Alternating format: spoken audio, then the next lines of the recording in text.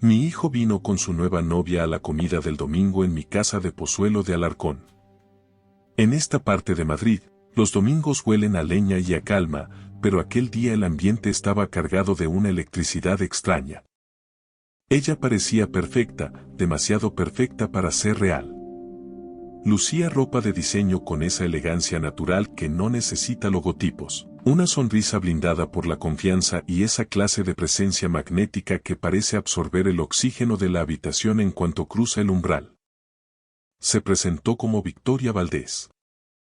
Dijo tener 29 años y ser gestora de capital riesgo, al mando de un fondo que ya superaba los 100 millones de euros en activos. Daniel, mi pobre Daniel, no podía quitarle los ojos de encima, tenía esa expresión de aturdimiento de quien cree que, por fin, le ha tocado el gordo de la lotería sin haber comprado el décimo. Fue después del postre. Mientras Victoria estaba en el baño, Daniel me pasó su tarjeta de visita con un movimiento torpe. Le temblaba la mano de forma casi imperceptible para un ojo inexperto, pero para mí era un grito. Le di la vuelta a la cartulina de alto gramaje y vi su letra en el reverso, pequeña, angulosa y escrita con una urgencia que me encogió el corazón. Papá, algo va muy mal con el acuerdo de inversión. Confía en tu instinto. Por favor, ayúdame. Deslicé la tarjeta en el bolsillo de mi pantalón y recuperé mi máscara de neutralidad justo cuando Victoria regresaba al porche, hablando con una fluidez encantadora sobre la calidad de la nieve en Baqueira Beret y lo exclusivo de sus contactos en el Valle de Arán. Me llamo José Álvarez y tengo 68 años. Durante las últimas 3 décadas, para mis vecinos y colegas he sido simplemente el director de un instituto público en el barrio de Salamanca, un funcionario de perfil bajo y trato amable. Lo que nadie sospechaba es que, antes de mi etapa en la enseñanza, pasé 25 años en la UDEF, Unidad Central de Delincuencia Económica y Fiscal, de la Policía Nacional. Fui inspector jefe, especializado en desmenuzar fraudes de valores, ingeniería financiera y esos delitos de guante blanco que, aunque no dejan sangre en el suelo, destruyen la vida de familias enteras con la misma eficacia que un disparo. Me jubilé anticipadamente del cuerpo, convalidé mis estudios y busqué refugio en la vida tranquila de las aulas. Tras la muerte de mi mujer, Elena, por un maldito cáncer de ovario hace 6 años, el silencio de este chalet se convirtió en mi único compañero.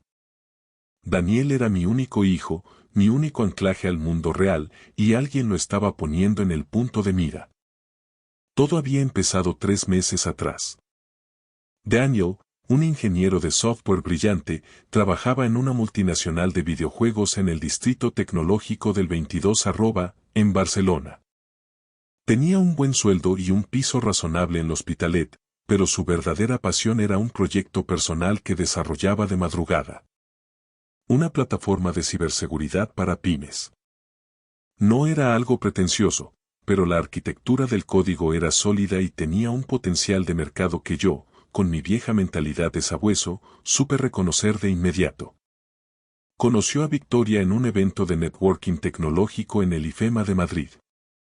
Según me contó, ella lo persiguió con una agresividad profesional que él confundió con interés personal. Aparecía en su oficina con cafés de especialidad, lo invitaba a palcos exclusivos en el Bernabéu y le hablaba con pasión de cómo su tecnología iba a blindar a las empresas de toda España. Daniel es un genio frente a una pantalla, pero un absoluto ingenuo ante las personas. Se enamoró como un adolescente. A las 6 semanas ya eran pareja oficial. A las 8, ella ya estaba redactando un borrador para invertir 2 millones de euros en su startup.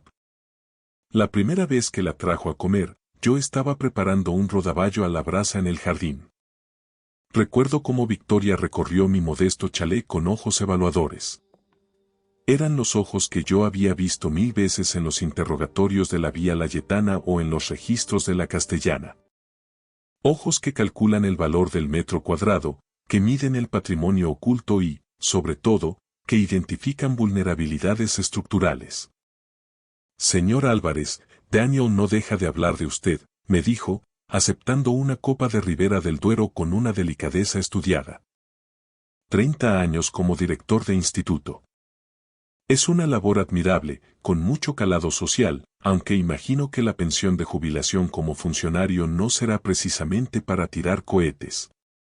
Sonreí mientras le daba la vuelta al pescado, sintiendo el calor de las brasas en la cara.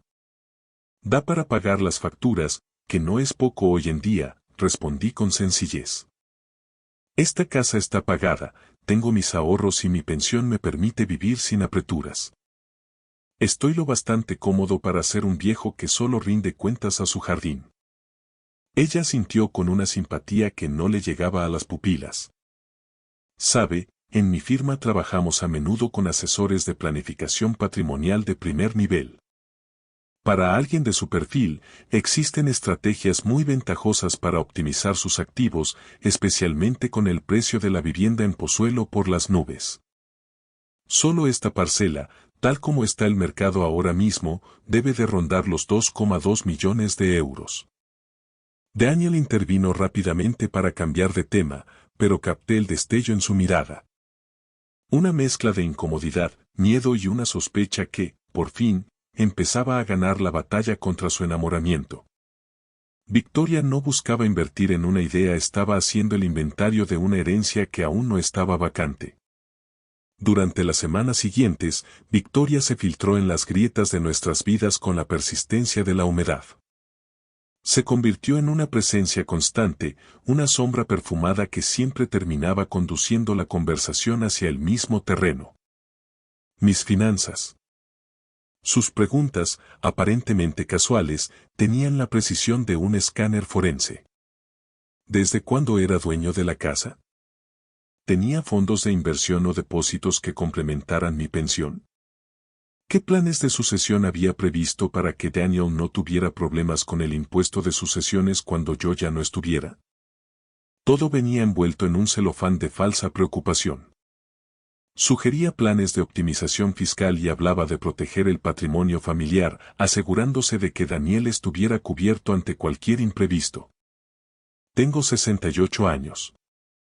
Cada sábado subo a la Sierra de Guadarrama, hago rutas de 20 kilómetros y sigo colaborando como voluntario en el Museo Naval, clasificando legajos históricos. Mi mente sigue siendo capaz de desmenuzar un balance de situación y detectar una cuenta de resultados inflada en menos de 15 minutos.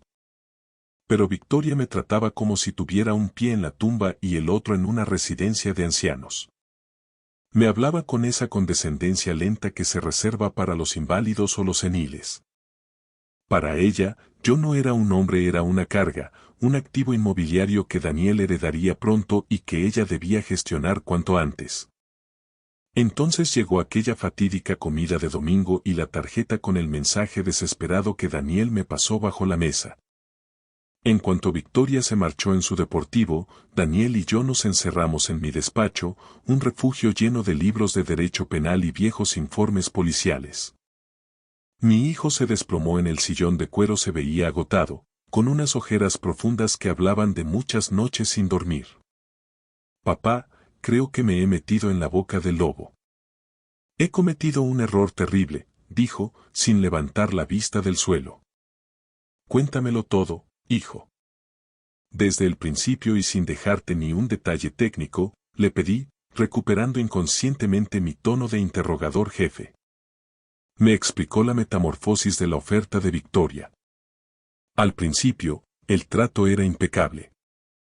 2 millones de euros por el 30% del capital de su startup, condiciones estándar en el sector de capital riesgo. Pero luego, la música cambió. Ella empezó a insistir en que Daniel necesitaba mostrar un compromiso personal absoluto ante el comité de inversiones. Le pidió garantías. Su piso en L'Hospitalet y todos sus ahorros. Cuando él mostró las primeras dudas, ella giró el cañón hacia el resto de la familia. Mi casa en Pozuelo y mi patrimonio. Dijo que los inversores extranjeros querían ver que el fundador se jugaba la piel, que la familia creía ciegamente en el proyecto, me confesó Daniel con la voz quebrada. Ha redactado unos documentos que darían a su fondo, Apex Ventures, Una garantía hipotecaria de primer rango sobre mi piso y un derecho de embargo preventivo sobre tu propiedad si la empresa no alcanza unos objetivos de facturación absurdos en solo 18 meses. Sentí una punzada de frío glacial en la boca del estómago. Mi instinto, forjado en 1000 registros, gritaba peligro. Si no alcanzas esos objetivos imposibles, lo perdemos todo, Daniel. Tu piso, mi casa y los ahorros de una vida. Ella se quedaría con la tecnología y con los inmuebles. Y controlaría la sociedad por completo. Pero papá, ha sido tan cariñosa, se mostraba tan entusiasmada con el código. Pensé que yo era un paranoico, un inseguro, hasta que pasó lo de la semana pasada. ¿Qué pasó exactamente? Daniel sacó su teléfono y abrió una nota de voz. Estaba en su despacho de la Torre de Cristal, en la planta 20. Fui al baño y dejé el teléfono sobre la mesa, grabando por puro despiste, quería registrar una idea de programación que tuve justo antes. Pero me olvidé de pararlo al salir de la habitación. Le dio al play. La voz de Victoria, despojada de su dulzura habitual, resonó fría y metálica a través del manos libres de su oficina. El chico es una mina de oro, confía ciegamente en mí.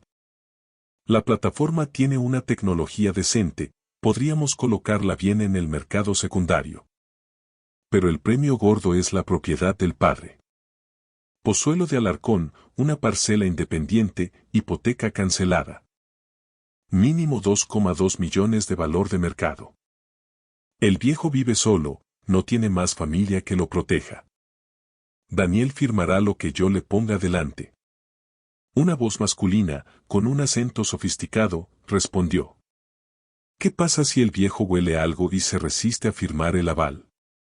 Victoria soltó una carcajada seca que me erizó el vello de la nuca. ¿Ese? Es un director de instituto jubilado que vive de una pensión de clases pasivas. ¿Qué va a hacer? Además, ya tengo a Daniel convencido de que esto es pura práctica estándar en el sector.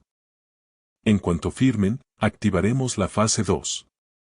Documentar el deterioro cognitivo del padre.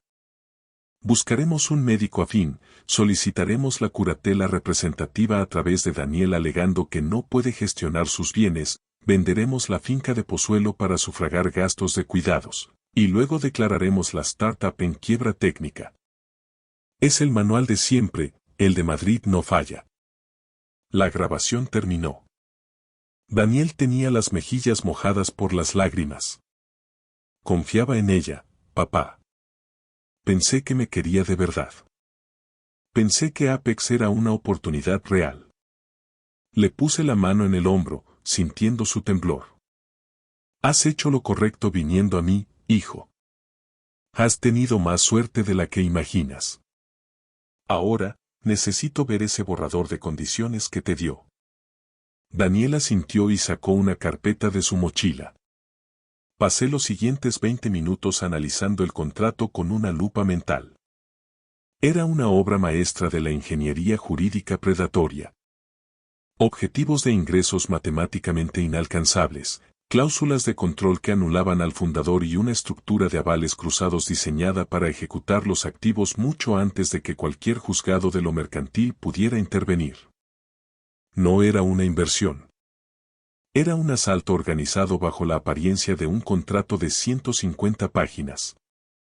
Victoria López, o como se llamara en realidad, no sabía que acababa de intentar estafar al hombre que ayudó a redactar los protocolos de investigación de la UDEF contra este mismo tipo de delitos.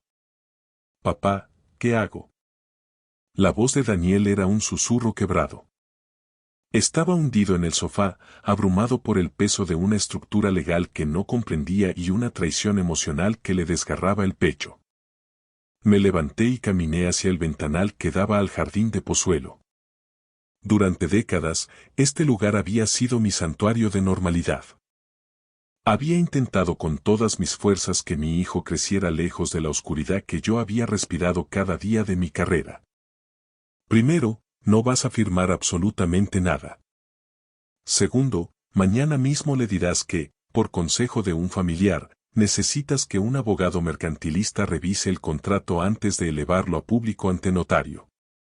Y tercero, vas a dejar que yo haga unas cuantas llamadas.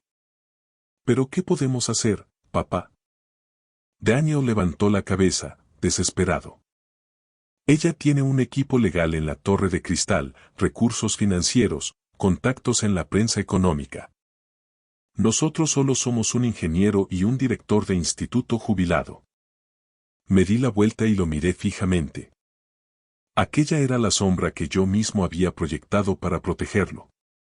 Daniel, hay algo que debes saber sobre quién es tu padre en realidad. No solo he corregido exámenes y gestionado claustros de profesores. Durante la siguiente hora, le desvelé la verdad. Mis 25 años como inspector jefe en la UDEF, las más de 300 investigaciones sobre delitos monetarios y las condenas que enviaron a prisión a los estafadores de guante blanco más arrogantes de España.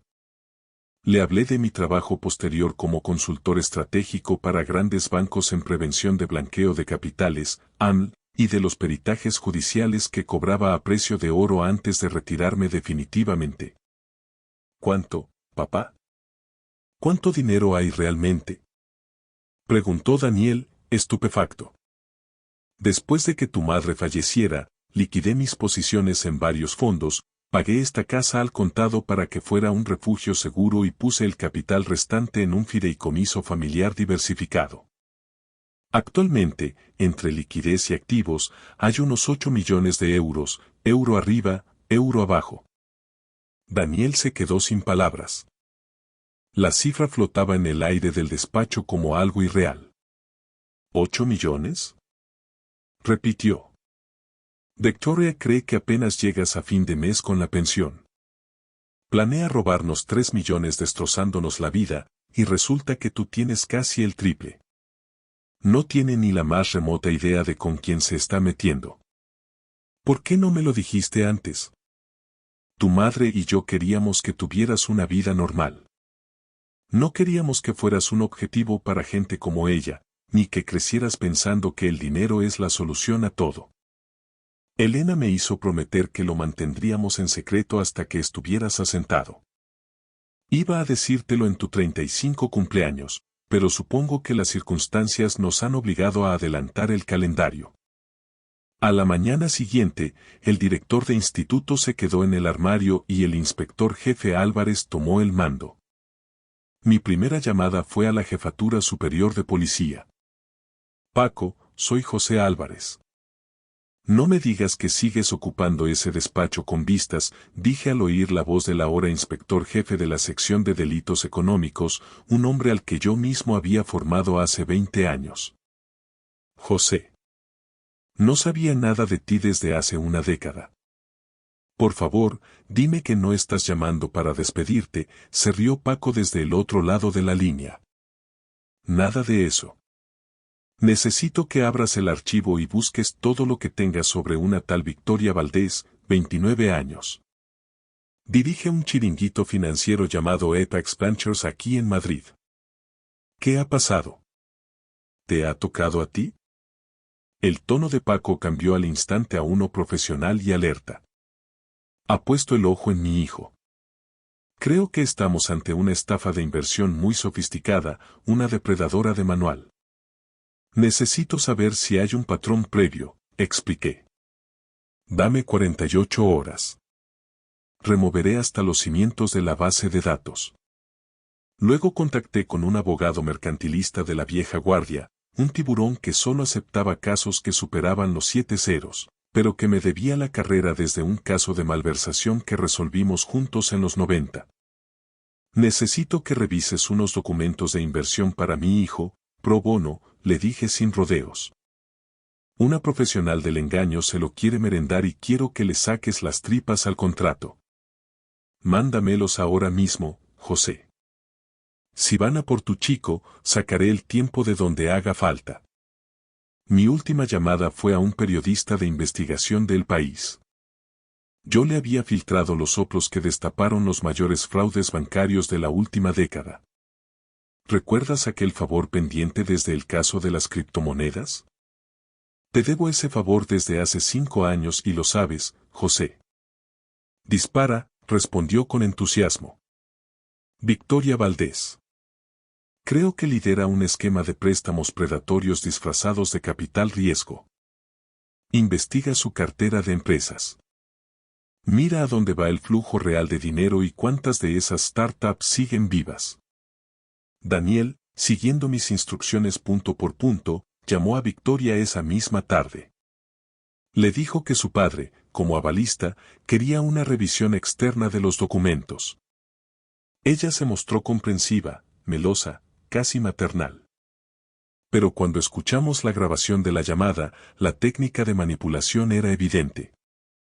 Claro, cariño, tómate el tiempo que necesites, decía ella con esa voz de seda. Aunque, ya sabes cómo es este mundillo.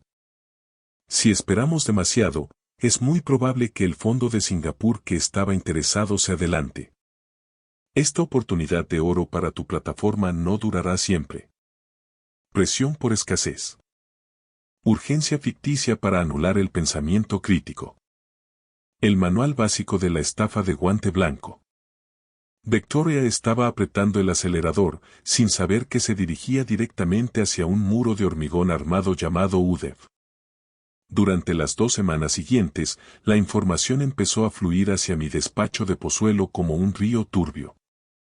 Mi primer contacto en la jefatura superior de policía fue el primero en llamar. Su voz al otro lado del teléfono era grave, la voz de quien sabe que ha encontrado algo feo. José, tus instintos de sabueso siguen intactos. Victoria Valdés no existe, al menos no desde hace mucho. Se cambió el apellido hace 6 años, antes era Victoria López. Estuvo en el radar de una investigación de la CNMV, Comisión Nacional del Mercado de Valores, en Barcelona por una serie de operaciones sospechosas en el sector de las fintech. Nunca fue imputada, pero hubo 3 denuncias de inversores que afirmaban que los había manipulado para ceder el control de activos familiares a cambio de inversiones que nunca se materializaron. ¿Sabes cómo terminaron? Todos los casos se cerraron con acuerdos de confidencialidad y pagos extrajudiciales. ¿El modus operandi es el mismo, Paco? Pregunté, apretando el auricular. Calca el patrón, José.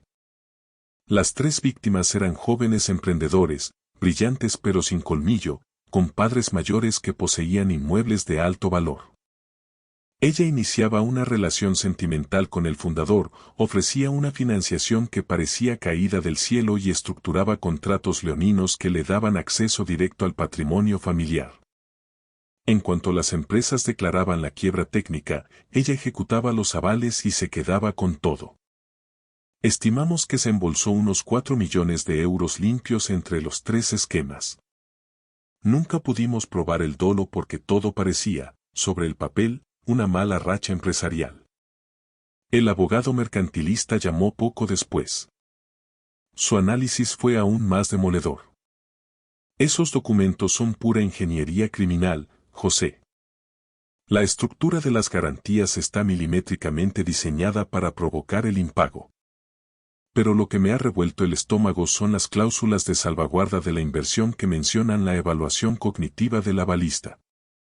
Es un caballo de Troya legal. Si Daniel firma eso, ella se convierte en la dueña de su futuro y del tuyo en menos de 1 año. Podría forzar una incapacitación judicial parcial y liquidar tu patrimonio antes de que te dieras cuenta.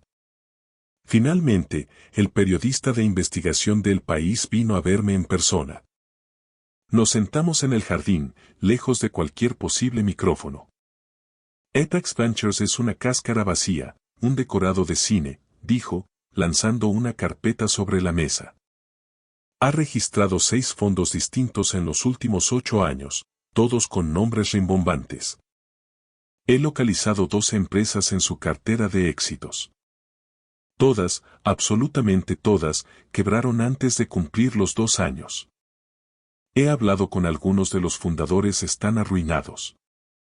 He visto casos de matrimonios de 70 años viviendo en pisos de alquiler social tras perder el chalet que habían tardado 30 años en pagar, todo porque su hija confió en la sonrisa de Victoria. ¿De qué cifras estamos hablando? Siendo conservadores, ha trincado cerca de 18 millones de euros en 8 años. Se mueve con una precisión quirúrgica, justo en el límite de la legalidad, usando los acuerdos de confidencialidad como mordazas para sus víctimas. Pero José, si logramos que Daniel documente el proceso de coacción, podríamos tumbar toda la operación de una vez por todas. Necesitamos que ella dé el paso final. Me estás pidiendo que use a mi hijo como cebo, dije, sintiendo que la sangre se me encendía. Te estoy pidiendo que evites que destroce a más familias, respondió él con firmeza. Daniel está a salvo porque tú estás detrás, vigilando. Pero hay docenas de jóvenes ahora mismo en el IFEMA o en el 22 que no tienen a un ex-UDEF cubriéndoles las espaldas. Tenía razón. Lo odiaba con cada fibra de mi ser, pero tenía razón. La única forma de detener a un depredador de este calibre es dejar que muerda el anzuelo y luego tirar con fuerza de la línea.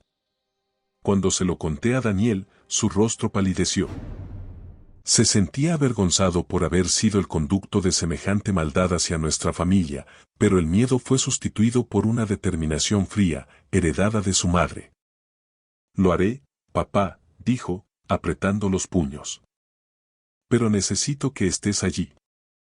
No puedo sentarme frente a ella y fingir que todo va bien si no sé que estás a un paso de distancia. No solo estaré allí, Daniel, le aseguré, dándole un abrazo. Voy a estar en cada palabra, en cada firma y en cada sombra. Victoria López cree que está jugando con un jubilado, pero está a punto de descubrir por qué a mi unidad la llamaban los enterradores de la delincuencia económica. Victoria llamó al día siguiente. Su voz, filtrada por el altavoz del móvil de Daniel, era una mezcla perfecta de dulzura fingida y urgencia profesional. Daniel, cielo, me estoy empezando a preocupar. Han pasado 2 semanas desde que os di el borrador. ¿Tu abogado ha puesto alguna pega? El comité de inversiones me está presionando mucho. Daniel, siguiendo el guión que habíamos ensayado durante horas en el despacho de Pozuelo, mantuvo la voz firme pero dócil. No, Victoria, perdona el retraso. Todo parece estar en orden. Estamos listos para dar el paso. ¿Podemos vernos mañana para cerrar el trato? ¡Qué alegría me das!, exclamó ella, y casi pude oír el brillo de avaricia en sus ojos. Hagámoslo en mi oficina, a las 2 de la tarde.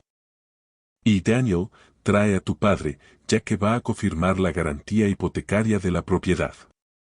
Necesitaremos su firma presencial para enviarla al notario. Ahí estaba el movimiento final. Me quería allí.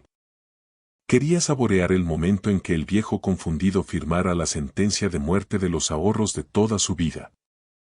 No tenía la más mínima idea de que la presa que creía haber acorralado era, en realidad, el cazador.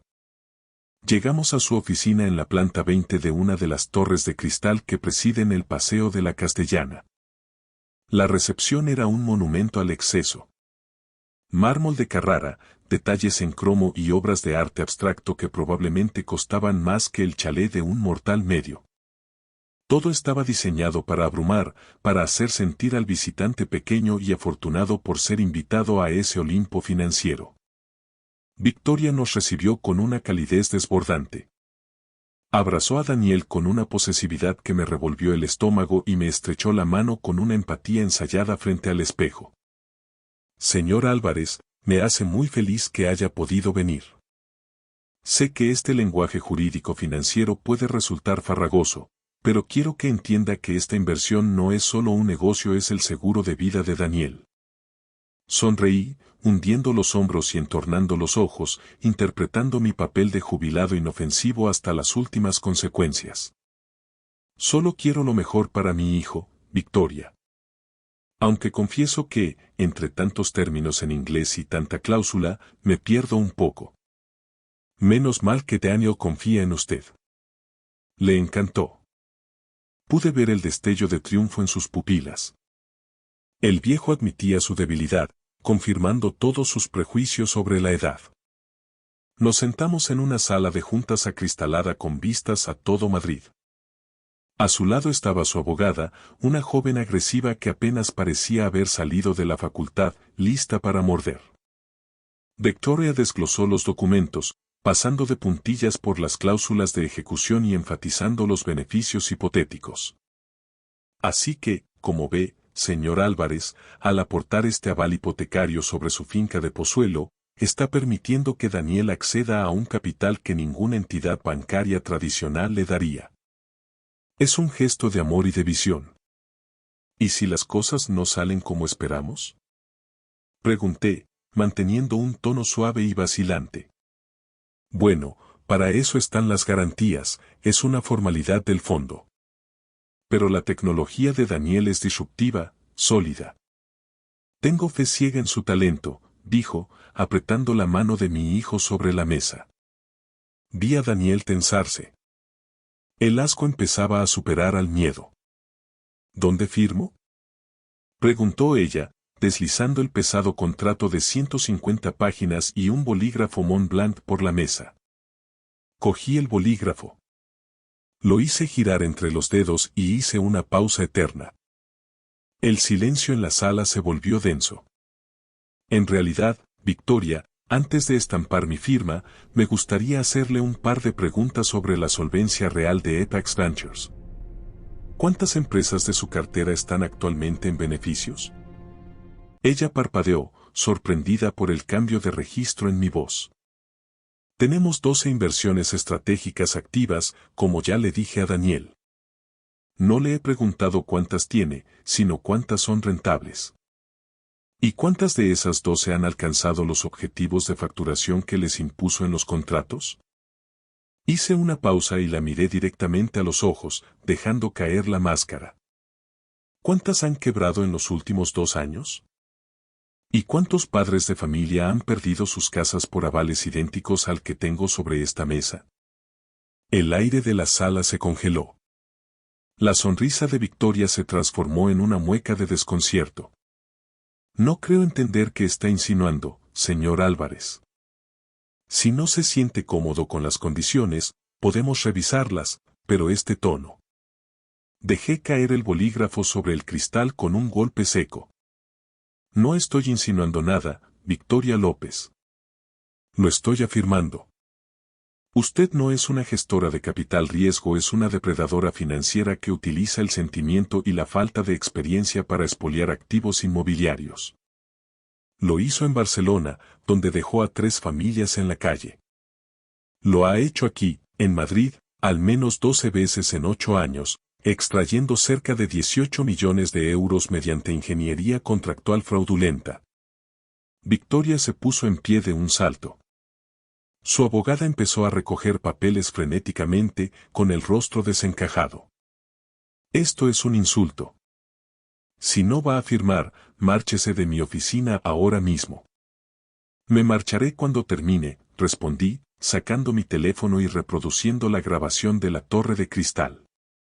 Su propia voz, fría y calculadora, detallando el plan para documentar mi deterioro cognitivo y quedarse con mi casa, llenó la sala de juntas. Se puso lívida, de un tono grisáceo. Esto es lo que va a pasar a partir de ahora, continué con la calma glacial que usaba en los interrogatorios de la UDEF. Mi hijo rompe cualquier relación con usted y su fondo. Usted va a desaparecer de nuestras vidas permanentemente.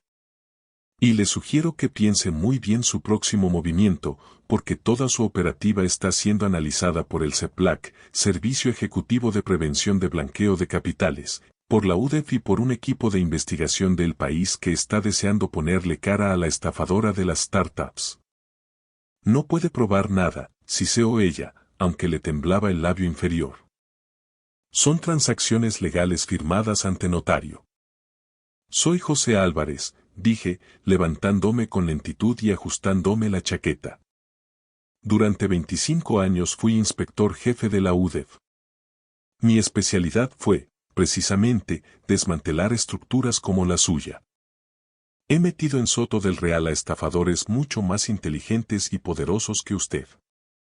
Me miró y vio a una presa fácil, a un viejo caduco. Se equivocó de medio a medio. Me giré hacia mi hijo. Daniel, vámonos. Aquí ya no queda nada más que el olor a podrido. Victoria agarró el brazo de Daniel en un último intento desesperado de manipulación. Estás cometiendo un error, Daniel. Esa tecnología no es nada sin mi capital. Te hundirás.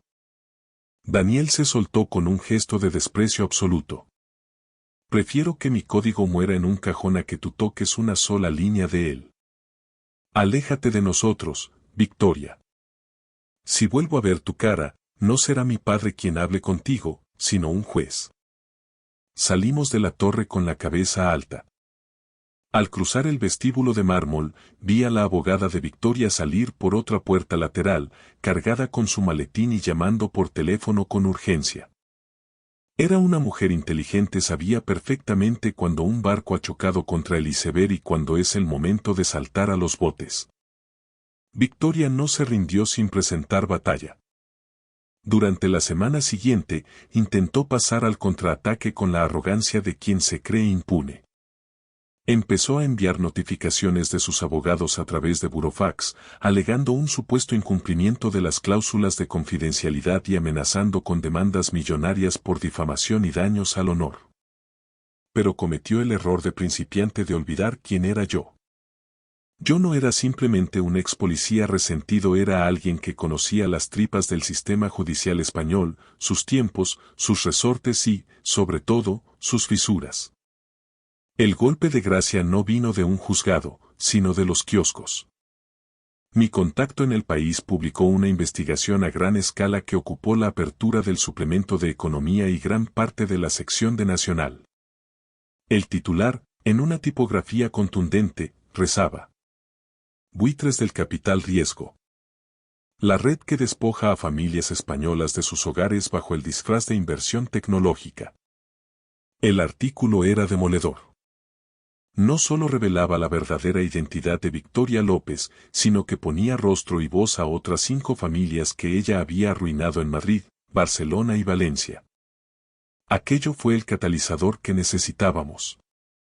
Al ver que no estaban solas, las otras víctimas perdieron el miedo paralizante que imponen los contratos de confidencialidad. Las compuertas se abrieron. La Fiscalía de Madrid, presionada por el impacto mediático y armada con las grabaciones que Daniel había obtenido y los documentos que mi equipo legal había desmenuzado, inició una investigación oficial de oficio. La instrucción fue impecable. Logramos demostrar el dolo penal y la existencia de una trama de estafa sistemática diseñada para el expolio patrimonial. La investigación financiera reveló que Victoria no actuaba sola, sino que formaba parte de una red que desviaba los activos a través de sociedades pantalla en Delaware y las Islas Vírgenes. Sin embargo, mis antiguos compañeros del CEPLAC, Servicio Ejecutivo de la Comisión de Prevención del Blanqueo de Capitales e Infracciones Monetarias, realizaron un rastreo de flujos que dejó al descubierto cada céntimo que ella creía haber ocultado. El proceso judicial fue largo y extenuante, extendiéndose durante casi 2 años. Pero el final fue el que la justicia merecía.